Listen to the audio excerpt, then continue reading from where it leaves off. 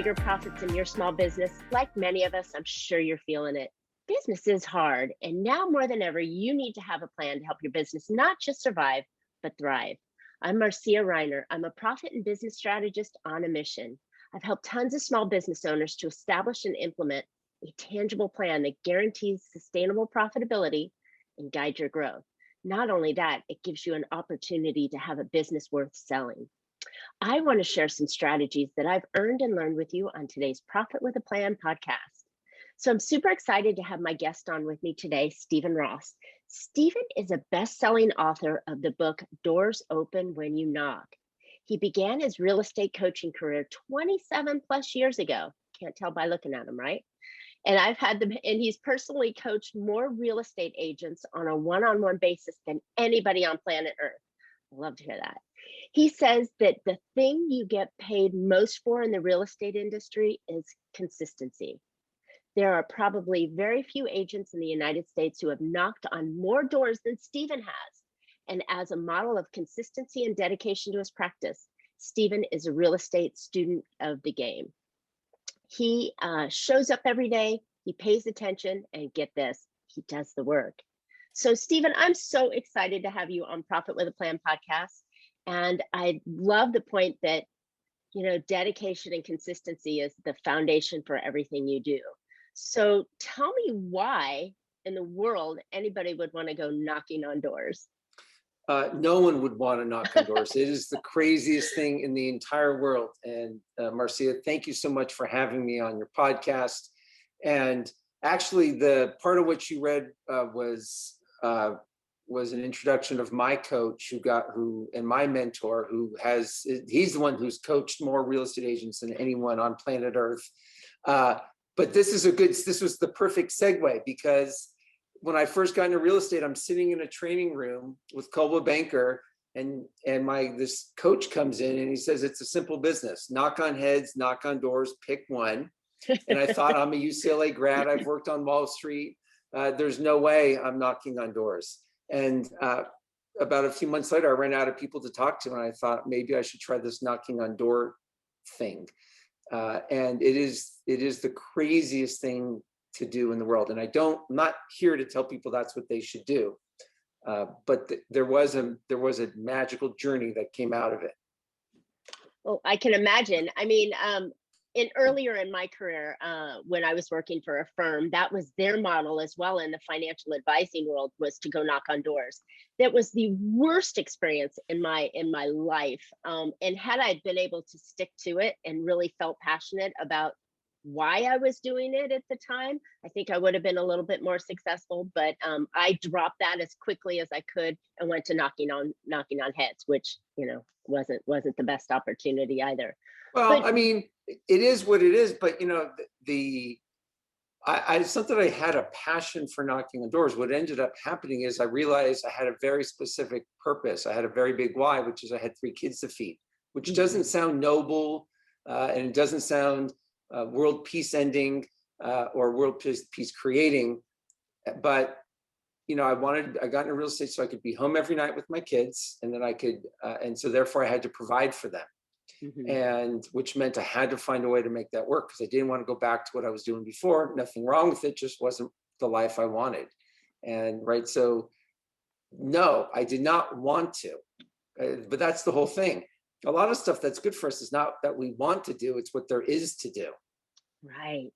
So tell me the correlation between opening doors, doors that open when you knock, and what your message is today, because I know it's something really important that listeners need to grab from this. And it's not door knocking, but it's almost a metaphor, right?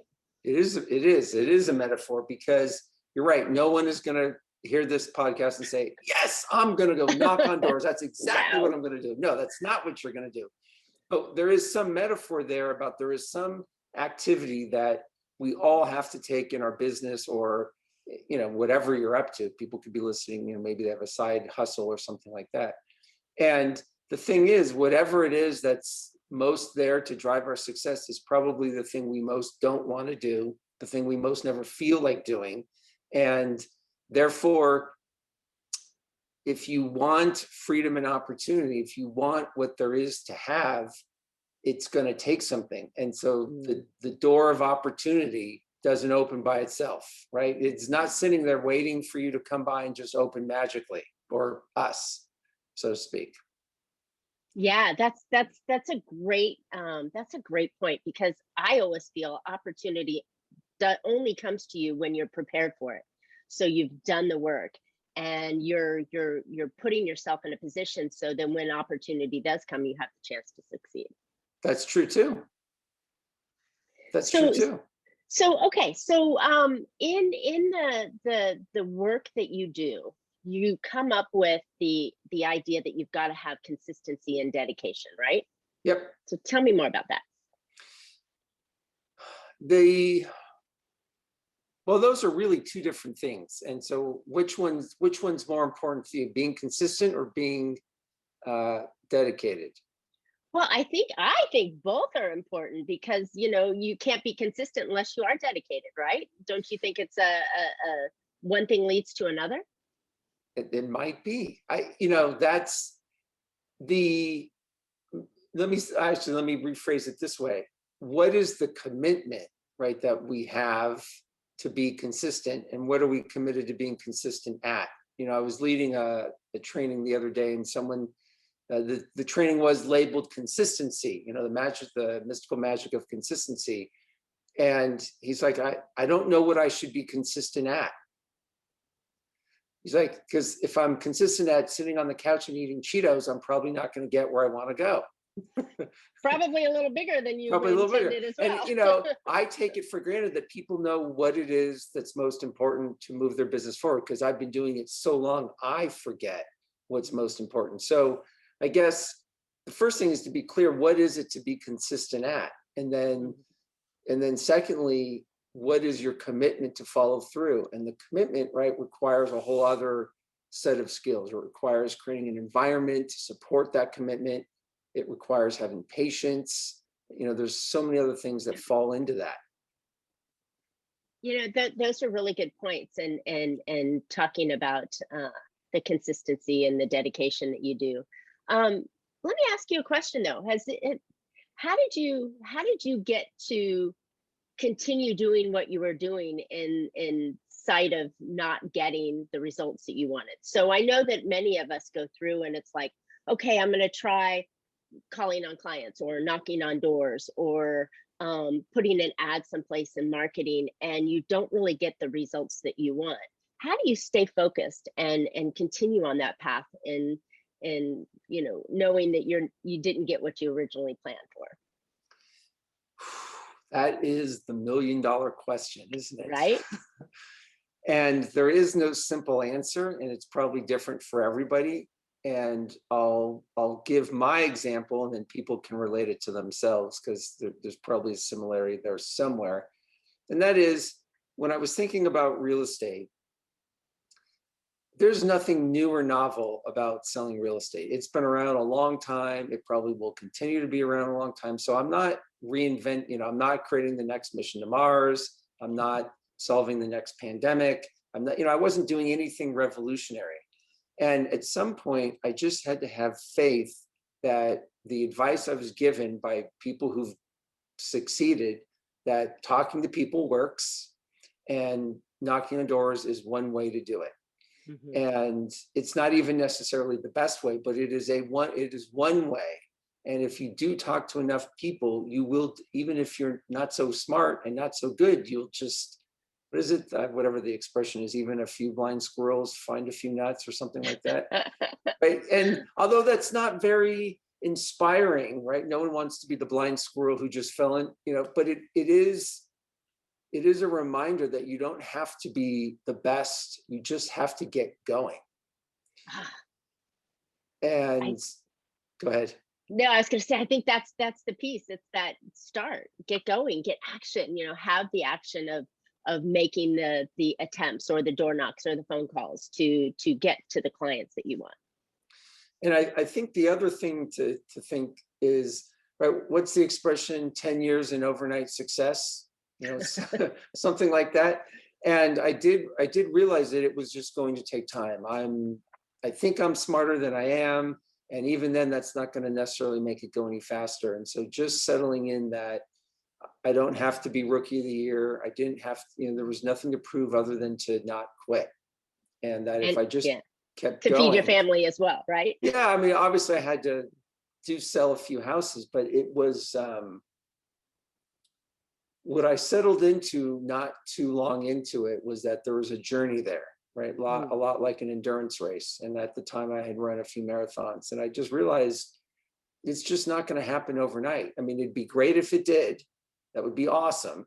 And it's probably not going to happen that way. It's probably going to take sticking it out through some tough miles. And if I keep going, I'll probably end up somewhere pretty good.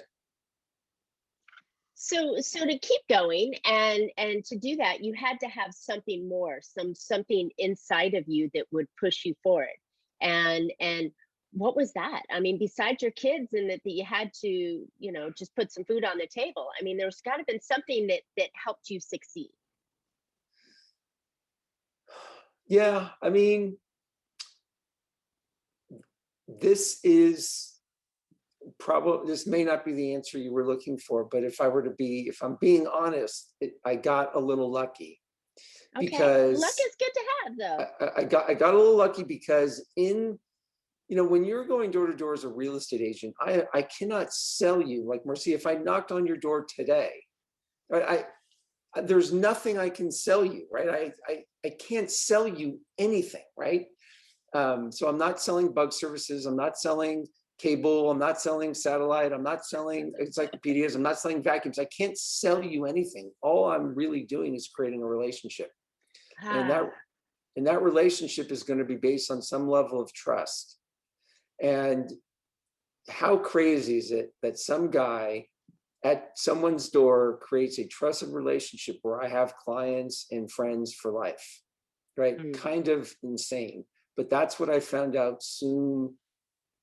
I don't know how long ago, maybe a couple of years. I realized that the people behind the doors was the magic, and that I had this opportunity to learn and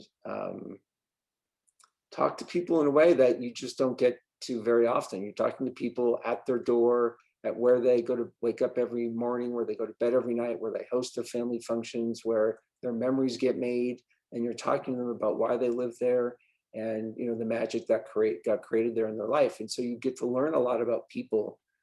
And then so what I learned early on is that, right, I'm there really just as a service, right? I'm just there there to serve people, and it's a gift that they're willing and able to share with me. Not everyone, of course, but many. And then all of a sudden I felt like it became my, if I didn't come by, but I'm not fulfilling my promise to them in a way, right? I know that's created, that's not really true, but you could say, right, as a creation, that's what was happening. Interesting. So it sounds like you learned how to build a relationship when you started knocking on doors, and that's what kept you going. Is that in anything, even if you are selling encyclopedias or a vacuum cleaner at the door, it's still about a relationship. When someone buys, not because, unless their vacuum cleaner, they just blew up on them when somebody happens to ring the doorbell.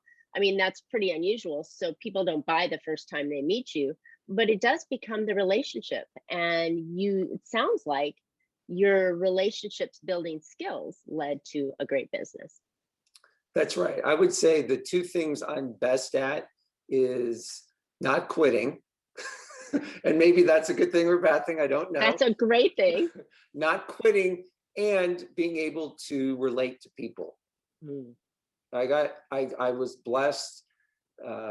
This is not in the book and it's totally off topic, but since we're talking about how we relate to people, but I was a little Jewish kid from Encino, and I ended up in Marina Del Rey for junior high, and there was 3 Jewish kids in that school. So I was now the minority.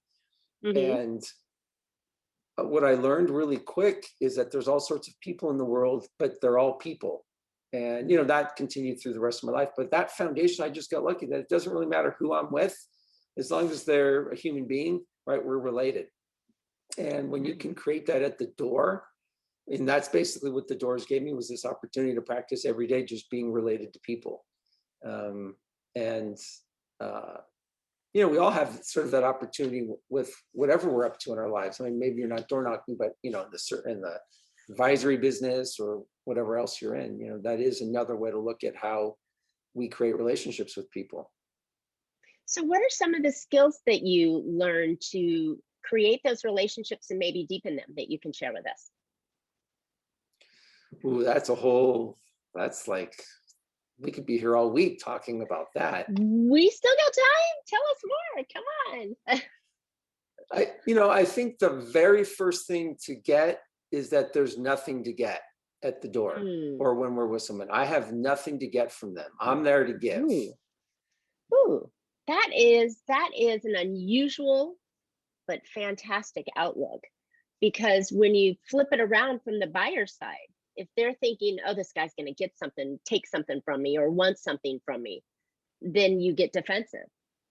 So if you're just there giving, how do the people respond to you? Yeah, I mean, their defenses are down when I'm not there to get their number. I'm not there to get their email. I'm not trying to get them to sell their house, which of course is impossible, right? I can't make someone sell their house. And obviously I'm here to promote my own book, but I was clear about this principle long before I'd heard about this other book called The Go-Giver, which is a short parable-based book. It is highly, I do recommend it.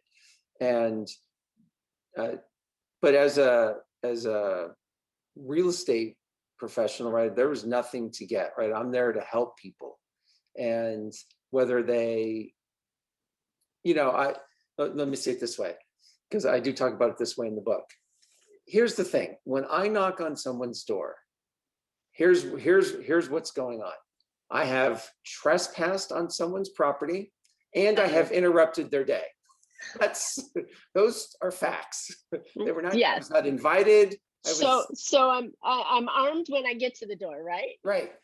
So I early on in my door knocking career and real estate career, I realized I had three intentions at the door. One was to leave people better off than when I found them. Not like I'm a real estate messiah, right? I am not ordained, but I can, even if someone's in a cranky mood and they don't have time, say, have a great day, with a smile, right? So I just smiled at them, right? I gave them positive energy. The second thing is, obviously I'm there to feed my family. So I am looking for now business.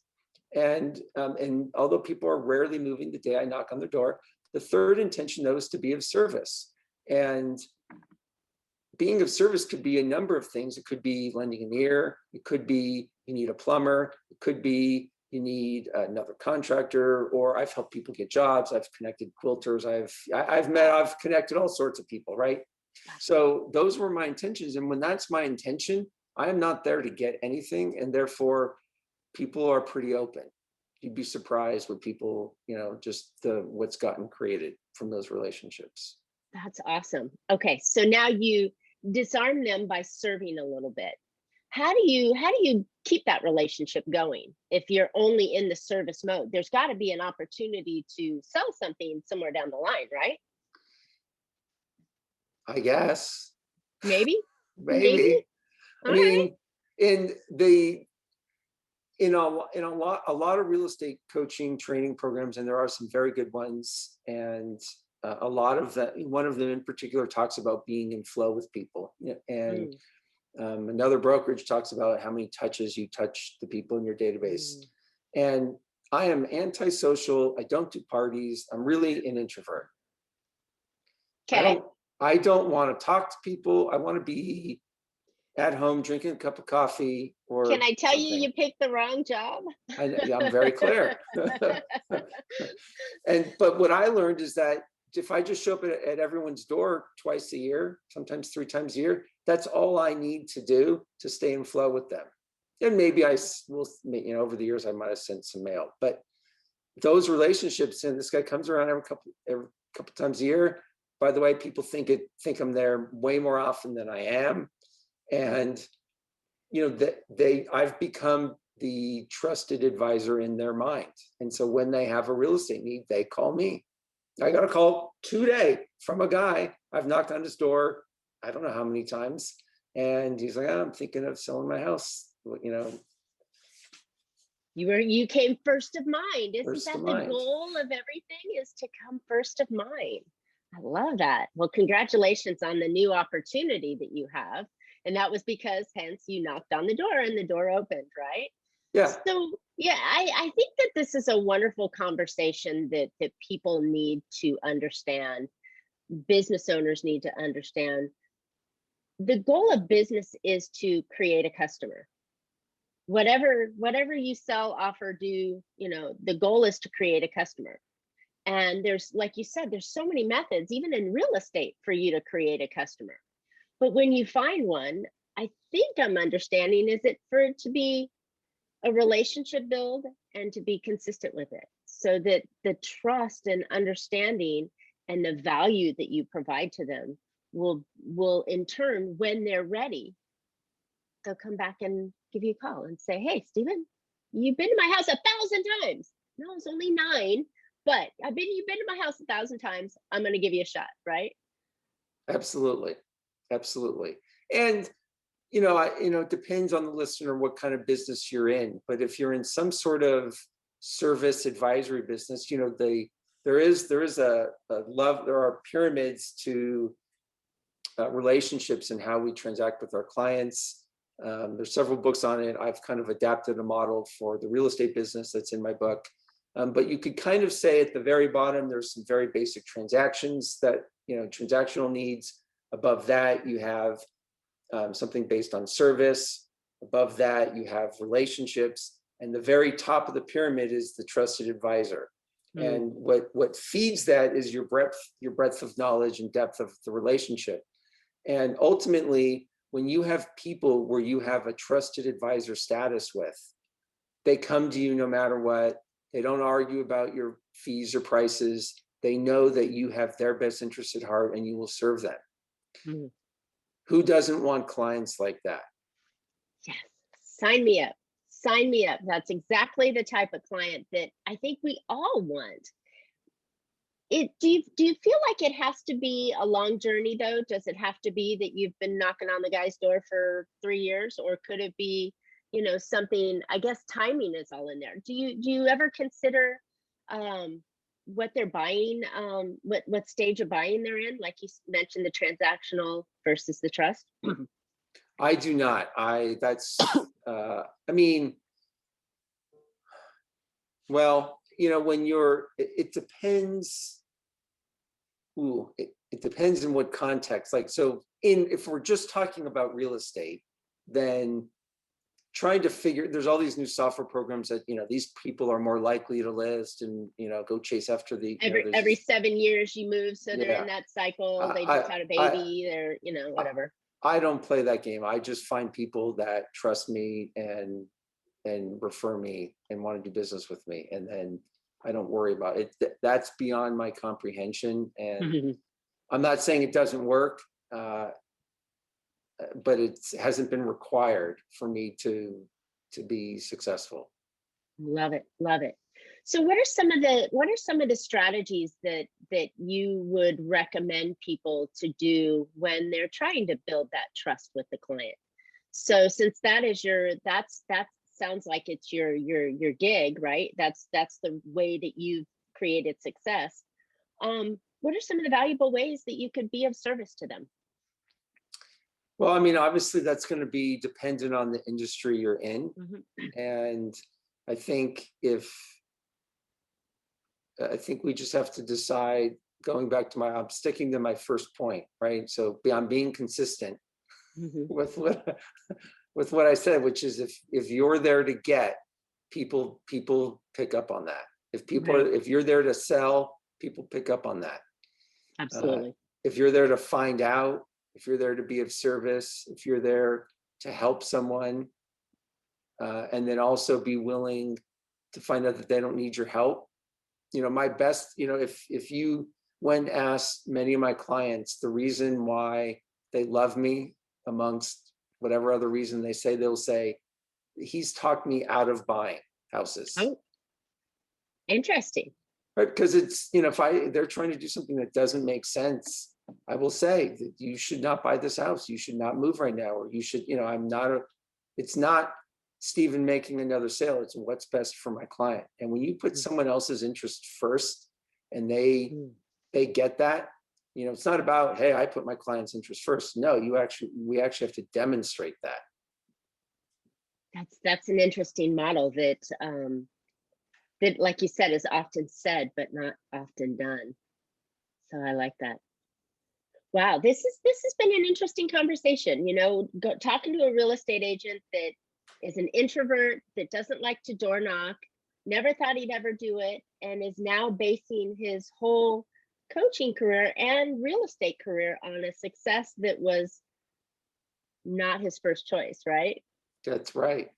That's absolutely right. And some of the analogies and pieces that you've used to be able to grow your business could be transformed or transacted all across business itself. You're a chiropractor, or you're an attorney. You may not need me now, but you may need me in the future. And what can I do now to make a good relationship with you, so that when opportunity does come and you are looking for someone like the guy that just called you today, you're first of mind. I love it. It is something that transforms all business relationships, whether you're selling a widget or providing a service or getting someone out of jail. It's always good to have. One of my clients is a criminal defense attorney, which is, not that I ever want to be in that position, but it's always nice to have his card in my wallet, that just in case I know a guy, That's right. And yeah. It's the kind of thing that we should all think and practice in our business. This model of building relationships and being of value, whether you're getting the business or not. Couldn't agree more. Love it. So, Steven, where can listeners find out more about you and your methods? Yeah, so I'm not online. Like that was the other thing I left out, is I don't do marketing. I'm not online. I don't do any of that stuff. And you might find me on Facebook or on Instagram, but that's just because my niece is doing it for me. So if you want to find out more, or you want to get a hold of me, or buy a copy of the book, the best place to go is the website doorsopenwhenyouKnock.com. DoorsopenwhenyouKnock.com. That's all you need to know. Straight to the point, right down there, exactly. And it is not only for realtors. So I want you guys to understand that there's so many ideas that we can transform and put this into all of our businesses. So thank you, Steven. I appreciate you coming on today. My pleasure. All right, listeners, thanks for listening today. I hope you found an idea or two to put into your business that will make you more profitable. And considering what's happened to businesses over the past year, it's more important now that you create your own profit plan so that you too can have a thriving business.